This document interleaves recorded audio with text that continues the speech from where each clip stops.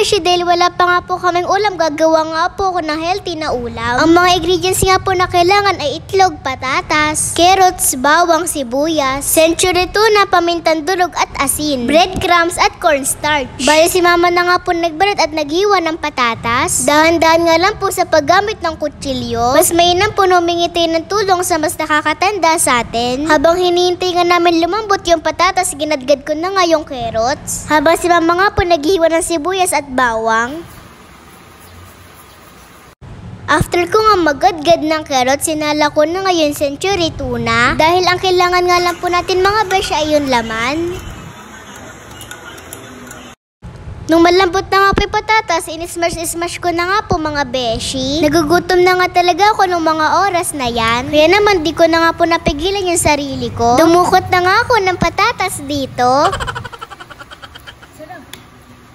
Kapag ganito na nga yung patatas, ilagay na nga natin yung carrots, sibuyas at bawang. Kung wala pa nga po kayong ulam ngayon, subukan nyo nga po itong gawin mga beshi. Dilagay ko na nga din po yung sinala ko na century tuna. Isang itlog nga lang po pala yung ilalagay ko. Pagkatapos ilagyan ko na nga din po ng harina. Wala nga po ho exact na sukat sa mga nilagay ko. Tanchamital nga lang po yung ginagawa ko. Bali naglagay nga lang po ako ng kaunting cornstarch. Naglagay na nga din ako ng pampalasang asin at paminta. Mas masarap pa nga po yan kapag may onion leaves pa mga beshi. Wala kasi kami mabilan dito. Nung mailagay ko na nga po lahat ng ingredients, minekos ko na nga po mga beshi.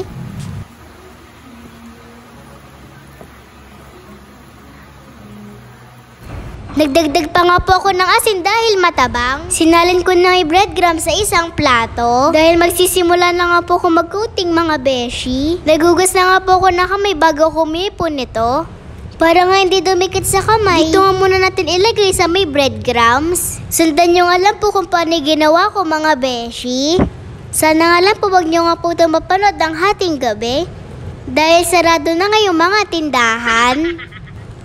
Kahit ano nga po siya, pwede nyo nga po gawin dito mga beshi. Basta nga po kaya nyo. Tinulungan na nga po kami para mabilis matapos. Pa-square nga po yung ginagawa ko, si mama naman po parang pag-graham balls. Tiyara, nakagawa nga po kami ng 19 pieces. Dahil nagugutom na nga kami, nagprito na nga si mama.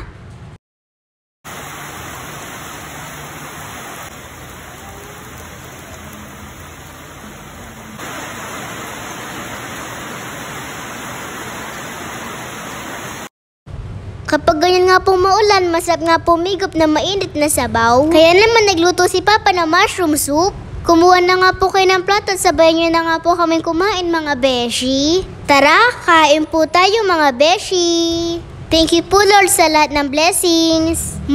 Unang kagat ang sarap.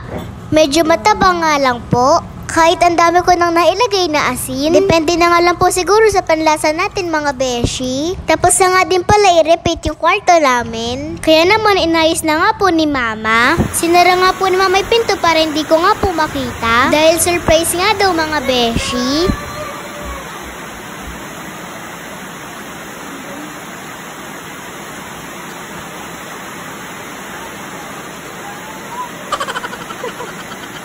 Yun lang, salamat sa panonood. Bye-bye mga beshi!